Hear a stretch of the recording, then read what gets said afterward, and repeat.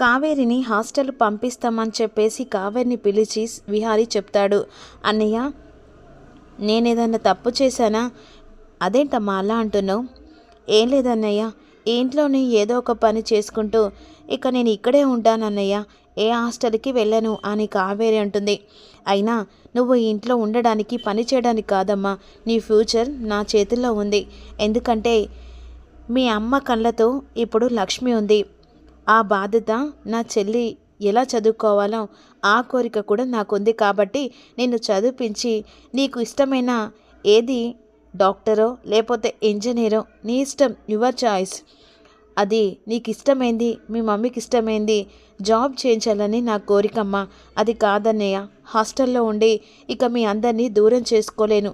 సరే, ఎలా అయితేంది, ఇక్కడ కావేరి చదువుకుంటే సరిపోతుంది కదరా అని చెప్పేసి వసుధ అంటుంది. సరే అత్తయ్య, కావేరికి హాస్టల్కి వెళ్ళడానికి ఇష్టం లేదు కాబట్టి తను ఇక్కడే ఉండి చదువుకుంటుందిలే. చాలా థ్యాంక్స్ అన్నయ్య అని విధంగా కావేరి అంటుంది. ఈ లోపు వెంటనే అంబిక లక్ష్మి వార్నింగ్ ఇస్తుంది కదా, మీరు ఇంట్లో నుంచి వెళ్ళిపోవాలని చెప్పేసి అనుకుంటే ఆ తర్వాత నేను నిజాన్ని బయట పెడతానని చెప్పేసి ఆ మాటలు గుర్తు చేసుకుంటూ, అసలు ఆ దెవ్వతి అది నాకు వార్నింగ్ ఇవ్వడం ఏంటి, దాన్ని ఇంట్లో నుంచి బయటికి పంపించాలనుకున్న నేను ఈరోజు నాకు అది వార్నింగ్ ఇస్తుందా? దాన్ని ఎట్టి పరిస్థితుల్లో వదిలిపెట్టను. అసలు దానివల్లే కదా నాకు ఇన్ని బ్యాడ్ నేమ్స్ వస్తున్నాయి అనే విధంగా అంటుండగా ఈలోపు సుభాష్ కాల్ చేస్తాడు. ఏమైంది అంబిక, మనం అనుకున్న ప్లాన్ సక్సెస్ అయిందా? లేదు. ఎందుక? ఏం జరిగింది? ఇప్పుడు ఆ లక్ష్మి పెద్ద తిరకాసు పెట్టింది. ఏకంగా మా అక్క మా బావలు వాళ్ళిద్దరు కలిసి ఆ లక్ష్మిని దత్తత తీసుకున్నారు. వాట్? ఏం మాట్లాడుతున్నావు? లక్ష్మిని దత్తత తీసుకోవడం ఏంటి? అవును, ఇప్పుడే కాస్త ఒకటే సిచ్యువేషన్లో ఆ లక్ష్మి ఇంట్లో నుంచి అడుగుపెట్టే సమయంలో మా నాన్న కావాలని చెప్పేసి ఈ ఇంటి బిడ్డ అయితే ఇంట్లో నుంచి వెళ్ళే అధికారం ఉండదు కాబట్టి లక్ష్మిని ఏకంగా మా వసుధ అక్కను మా బావ ఇద్దరు కలిసి దత్తత తీసుకునే ప్లాన్ చేశారు. ఇదేంటి ఇలా దత్తత కార్యక్రమం ఏమేంటో, ఆ లక్ష్మి ఇంట్లో ఉండడం ఏంటో, మనం అనుకున్న ప్లాన్ మొత్తం అటర్ ఫ్లాప్ ఏంటో అస్సలు అర్థం కావట్లేదు. లేదు సుభాష్, ఏదో ఒకటి చేసి లక్ష్మిని ప్రాణాలు తీసైనా సరే దాని ఇంట్లో నుంచి బయటికి పంపిస్తాను అని అంటుండగా, ఏమో అంబిక, రోజు రోజుకి ఆ లక్ష్మి వైపే కరెక్ట్గా న్యాయం గెలుస్తుంది. మనం అనుకున్న ప్లాన్ ఇక నేల కిందికే తొక్కేసినట్టు అవుతుంది. లేదు సుభాష్, నా మనసు ఏం బాగలేదు, నేను నీతో తర్వాత మాట్లాడతాను అని కాల్ కట్ చేస్తుంది. ఒసే లక్ష్మి, అసలు ఏమనుకుంటున్నావే?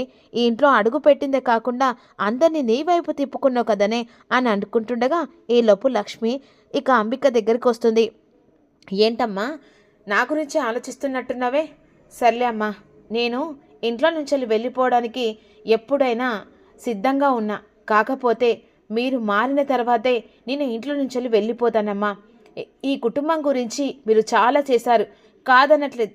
దాని వెనుకాల కూడా ఎంత చేశారో అంత కుట్ర పెట్టుకొని చేశారు. ప్రతి ఒక్క పని వెనుకాల మీ స్వార్థం మాత్రమే చూశారు. ఈ ఇంటి బాధ్యత మీ చేతిలో పెడితే ఆ నమ్మకాన్ని ఒమ్ము చేశారు. ప్రతి ఒక్కటి సాక్ష్యంతో పాటుగా నా దగ్గర ఉన్నాయి. మీరు మారేంత వరకు నేను ఇలాగే మిమ్మల్ని ఇక డిస్కస్ చేస్తూనే ఉంటాను, ఇలాగ మాట్లాడుతూనే ఉంటాను. నేను మాట్లాడినందుకు క్షమించమ్మా. కాకపోతే ఈ కుటుంబం ఇక మిమ్మల్ని నమ్మి మీ చేతిలో బాధ్యత పెడితే ఆ బాధ్యతను ఒమ్ము చేసి నమ్మించి అందరినీ తడిగొంతు కోస్తున్నారు. అది దాని గురించే నేను మాట్లాడుతున్నానమ్మా. ఏంటే చూస్తుంటే ఊరుకోని కొద్దీ ఎక్కువ మాట్లాడుతున్నావు. అయినా నీతో ఏం చెప్తాను నేను? నీకేం చెప్పి చేయాలి?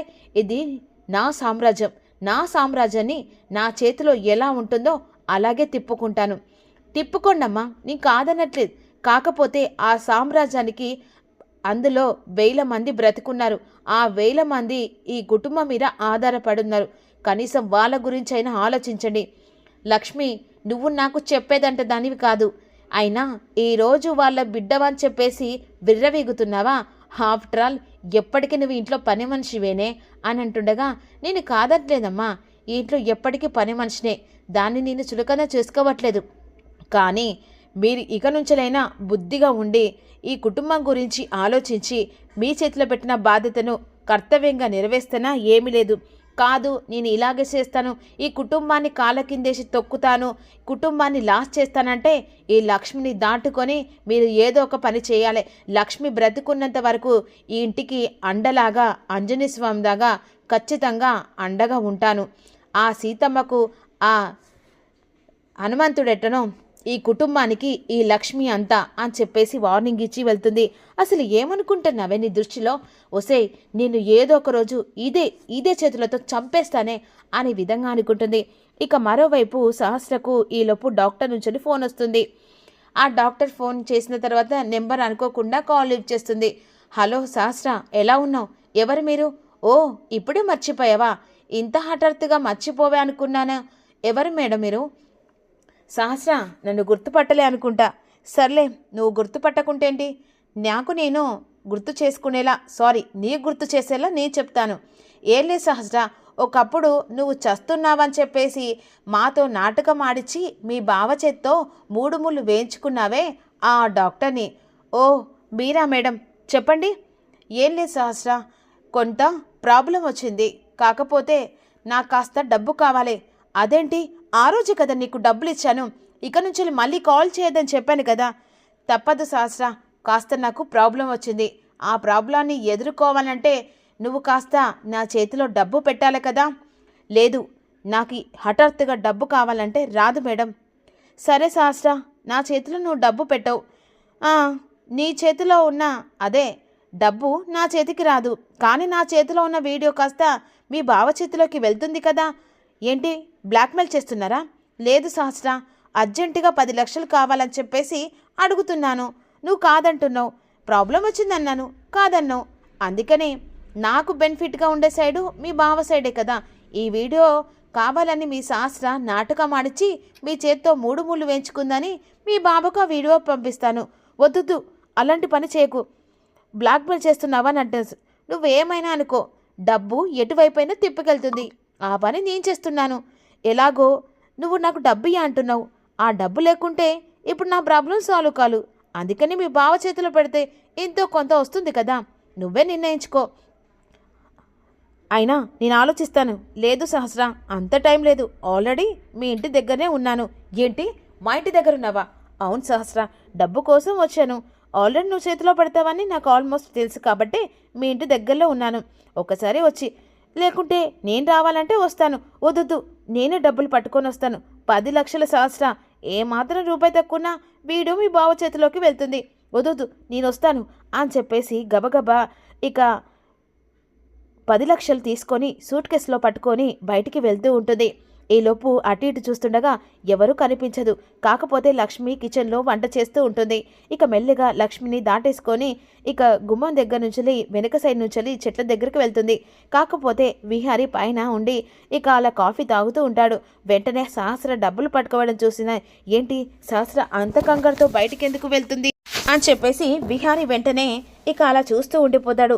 అప్పుడు ఆ డాక్టర్ని కలిసి చేతిలో డబ్బులు పెట్టి ఆ డాక్టర్ వెళ్ళిపోయిన తర్వాత అసలు ఎవరు అని చెప్పేసి వెంటనే గబగబ బయటకు వస్తాడు. ఈలోపు సహస్ర ఎదురు పడుతుంది. సహస్ర, ఎవరు ఆవిడ అని అంటుండగా, బావ చూశాడా ఏంటి అని కంగారు పడిపోతుంది. ఎవరు బావా? ఎవరు లేరు, నువ్వు తనకి డబ్బులు ఇచ్చావే అని అంటుండగా ఈలోపు హాల్లోకి అందరూ వస్తారు.